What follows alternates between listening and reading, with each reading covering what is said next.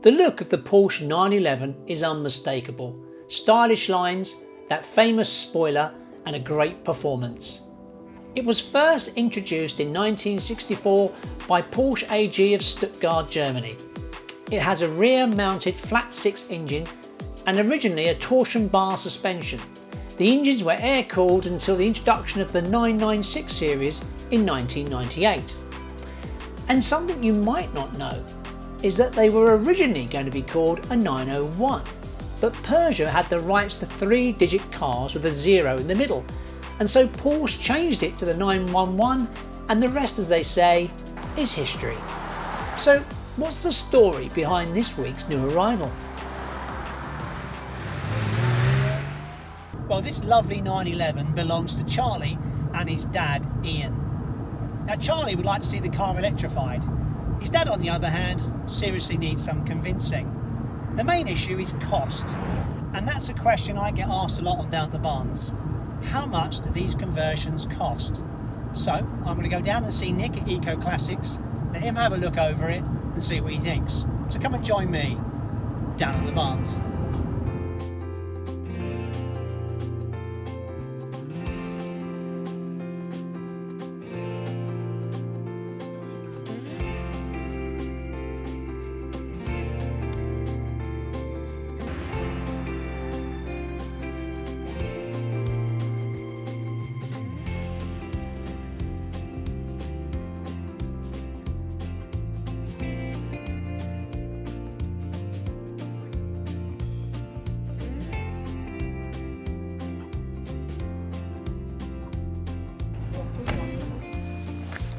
Okay, so Nick, what do you think?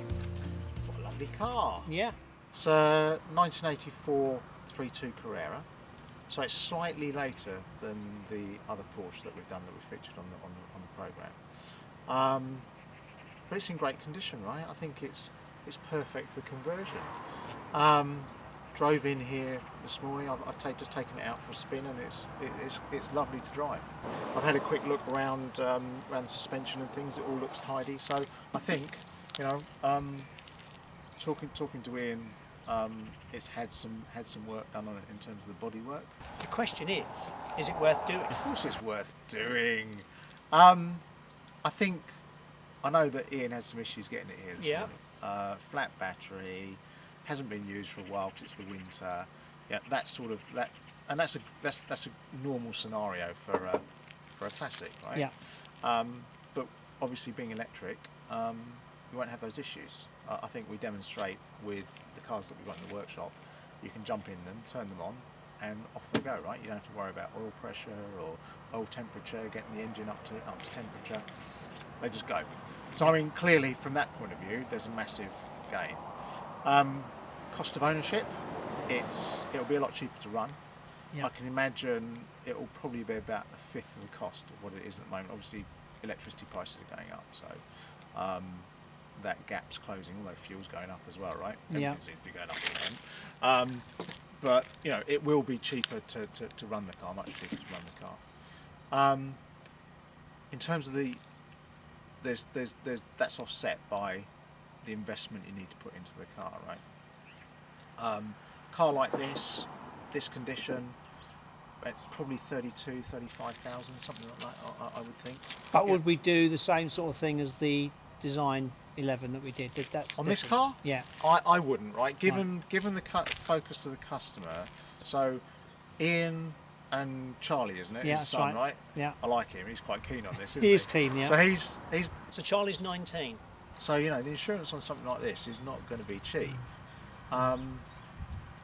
But I don't think it's appropriate to put something like that 400 horsepower motor into this. It's fine in that car, right? Which is, you know, it's used as a demonstrator of what we can do, but also it's high end, right? It is, you know, it's 60 in 3.5, just over 3.5 seconds, right? It's a fast car.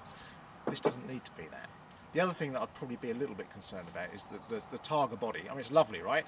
If I had a Porsche 911, I'd have a Targa, right? Because you can take the top out and you can cruise along on those summer days, open top motoring, but then you can close it off and it's watertight. So I personally, I quite like this style of car, but it doesn't have the rigidity of a coupe. And if you put that big motor in the back with 66 kilowatt hour pack, I just think you're going to lose something in the car. Personally, the people that make that motor, they do a smaller motor. Right. So that's like 400 horsepower. I'd pick something around about 220 for this, which is comparable to what it had before, right? But a lot more torque. And that green Porsche's got 4,000 Newton meters at the wheel. Yeah. This, with the gearing and everything, it'll have 3,000, right? So it's not going to be a slow car. The engine's worth probably 50, engine and gearbox together, probably 15. Wow, okay. Right? So That's surprising. 20k, you've got a great donor car. The car's in good condition, right?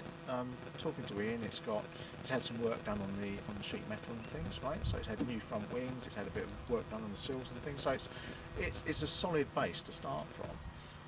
For that sort of money, I think that's a pretty good deal. Okay. So the thing is, how much is it going to cost? Well, yes and no, right? A conversion with that motor, I wouldn't. By the way, I wouldn't put 66 kilowatt hour pack in here, right? I'd put 44 kilowatt hour pack, Okay. which will keep the weight down. And then for touring, they may want to take it away for touring for the weekend or whatever. I'd put CCS fast charge on it, and then you can, in 20 minutes, half an hour, you can get 120 miles capability into it, right? So it would make it much more usable. But coming back to your question, what Yes. you really want to know is Yes, how we much, do. right? Ian wants to know. He's not going to be doing it, I think. So I think something like that would be around 45,000, something like that. Okay. I would think. Because a lot of people ask that question. Of course Often they get do. that in the comments. How much does something like this cost? Yeah, including VAT, something around that sort of number. Okay, that's interesting. We'll have to cost it up properly, right? And, Yeah. And figure out exactly what options he wants on it, but typically somewhere around that. Yeah. So how are we going to convince Ian about converting this? Because there's still that issue. So what are we going to do? Put him in the Green Monster. Let's do it. Hey, Let's do it. It sells cars. Seriously, if anyone wants convincing that electric conversion is the way to go, jump in that thing.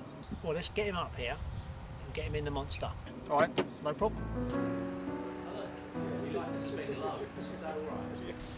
Welcome to Dan Barnes, and thank you very much for bringing this wonderful Porsche 911 along. So, Charlie, I understand that you're really keen on getting this electrified. Yeah, I want to get it done quick. I want to electrify it. I just feel like there's going to be problems. We've had it for a long time, and I think it'll be a lot more. Yeah, I think it'll be a lot more reliable if it was electric. Right, okay. I can understand the reliability point of view. But Ian, you're really not convinced by this, are you? No, we've had the old girl since new, so she still runs lovely. So why bother? Yeah. Right, okay. Well, let's go and have a look at the green 911 that we've converted. And I think with that, hopefully I can convince you that it's the right way to go. So let's go have a look. well, good luck with that. Let's Come on, go. Charlie. So this is a 1982 911. Obviously, it's left-hand drive, right? So it's a little bit different from yours. It's a coupe, but it's essentially the same bodywork, right? Yeah. This has got over 400 horsepower in it. 100 right. Yeah. So it's extreme, right? Has a bit of a kick to it. Yeah, it's got some real go, right? That's not even on full power. But that said, it can be tamed down, right? You don't have to drive it really quick all the time. Well, that pickup is just unbelievable, isn't it? Yeah, it's just it's got so much power on the road where it's a little bit wet. That's it's too much. But we have different drive modes, so we can actually turn the power down, and then it still accelerates well. Yeah. But you're not losing traction at the rear and that sort of thing. So it's very controllable. So from the point of view of Charlie,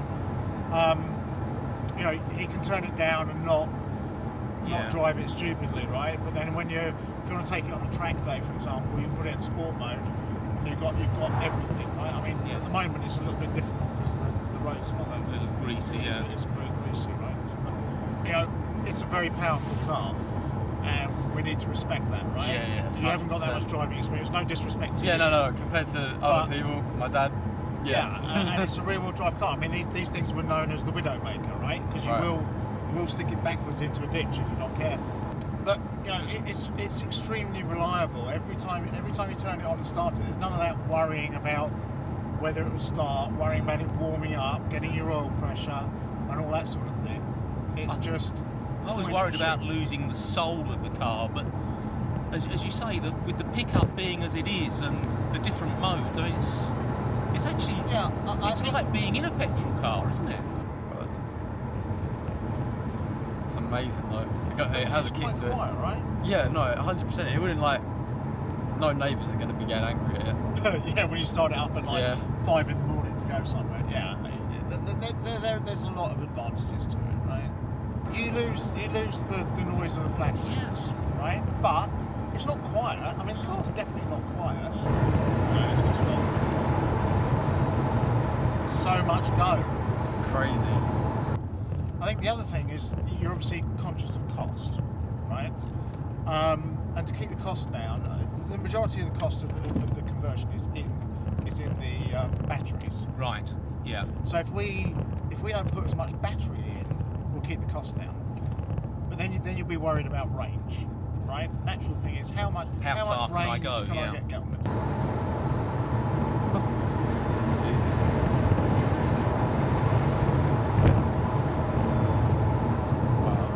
We've got to get an electric, surely. So the thing to do there is to put fast charge on it. So the cost of adding, like a 66 kilowatt hour pack versus a 44 kilowatt hour pack, you're far better off putting fast charge on it. The car will actually be lighter as well because you won't have so much battery weight in there.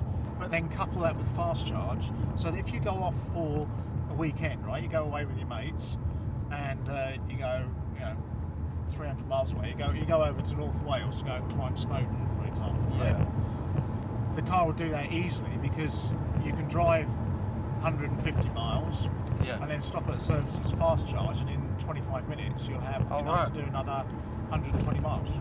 That's mental. But your car, right-hand drive, with that roof down, and nice thing is, right, we can talk in the car, right? Yeah. If you've got a flat six going full power, you can't talk. It's just too noisy. So I mean, there are some advantages from that point of view of the electrification as well. So. Right, we're back at the barns now.